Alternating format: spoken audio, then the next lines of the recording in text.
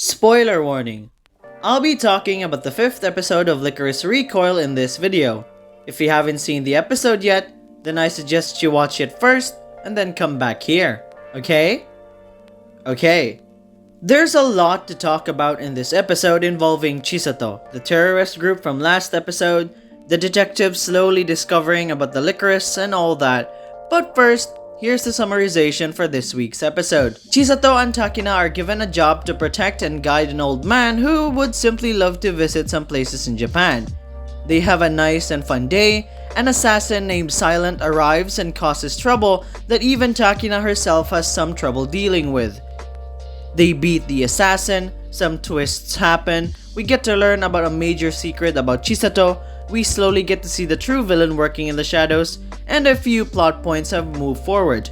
And that was basically it for this week's summarization of Lycoris Recoil. So it's been a month since the last episode as they listened to a news talking about the metro derailing incident, the one where a bunch of terrorists attack a train filled with licorice. I really love how we get a side-by-side sequence where the president talks about it having no casualties, while seeing the licorice girls getting injured or killed by the explosion. Most of the episode is literally them guiding and protecting the old man Matsushita, while we get tidbits of information regarding about Chisato, Mika, the detectives, or even the terrorist plot. It was fun how much Chisato was really looking forward to this, as she even made an itinerary and even announced the briefing very excitedly. It was such a fun moment how she was like, "No talking please," while Takina was not even paying attention, while Kurumi on top was just carefree of the whole thing.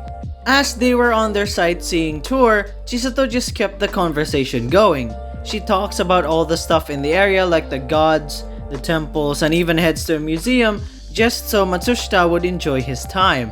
It was really sweet how Chisato felt so happy after being told about what a wonderful guide she is. She even brags about it to Takina, which was very cute. But we also get to know about Chisato having a metal heart, an artificial one at that.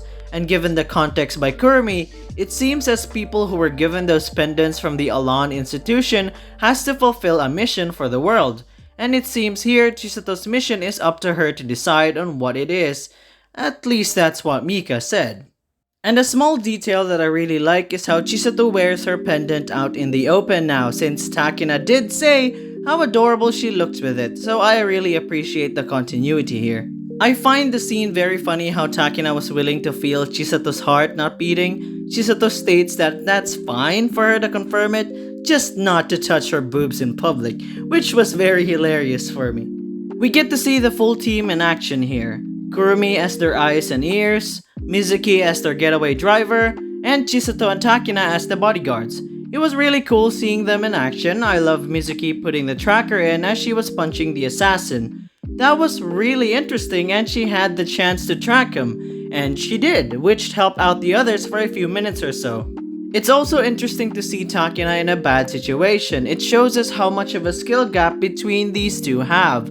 Takina thinking she could get the upper hand while getting baited by the enemy was really cool to see. I mean, yeah, he had bulletproof stuff on, but he still managed to fool Takina with a plan of leaving a clothing behind as bait. When Takina tackled the assassin and they both fell, this is the first time where we hear Chisato react very loudly. I mean, that's normal and all that, but so far, in all of the episodes, this is the first where we are hearing Chisato concerned or scared. And of course, when Chisato arrived, the battle was over. She dodges the bullets and even knocks him out in an awesome way.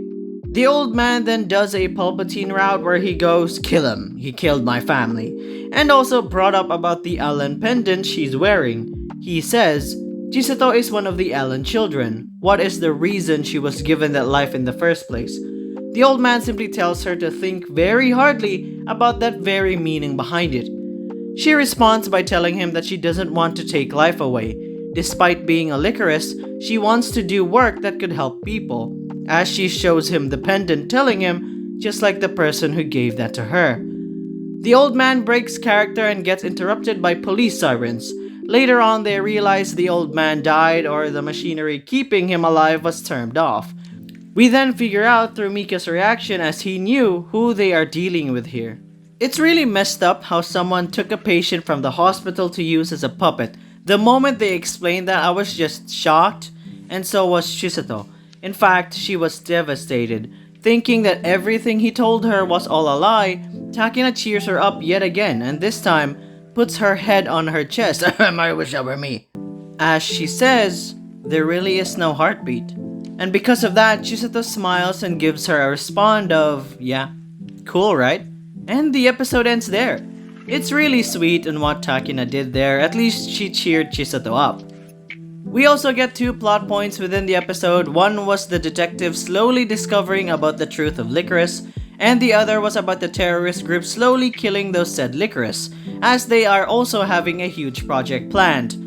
I also feel bad for the one Lycoris that got gunned, like damn, that's rough. But what interested me more was the fact that Chisato has an artificial heart. And she said in the last episode that she wants to meet the person who gave her the pendant, and with the pendant comes in the artificial heart. Not saying her heart is literally the pendant, but what I'm saying is, the pendant means you are given another chance in life to fulfill something for the world. So this is what I think. During the Battle of the Old Tower, Chisato was rumored to protect it from terrorists, but we never thought that she could have been killed because of the fact that she could see the trajectory of the bullets. But hear me out. What if she died there, or at least almost died there, and just before she was about to, the person she's searching for gave her the heart and pendant, just at the right time where she was conscious, and at least saw a person giving her the pendant, which is why she has been looking for that said person for almost 10 years now.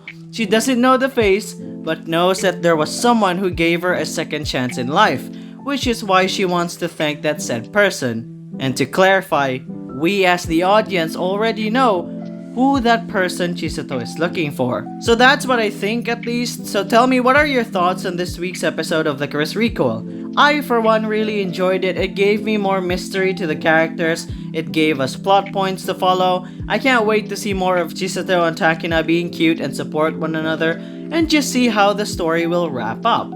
That's it for today, and please check out my last episode review for the 4th episode of Lycoris Recoil. Or you can check out my 2nd episode review for the 2nd season of Love Live Superstar. Just click between these two right here. Please leave a like and subscribe, and I'll be seeing you guys next time. See ya!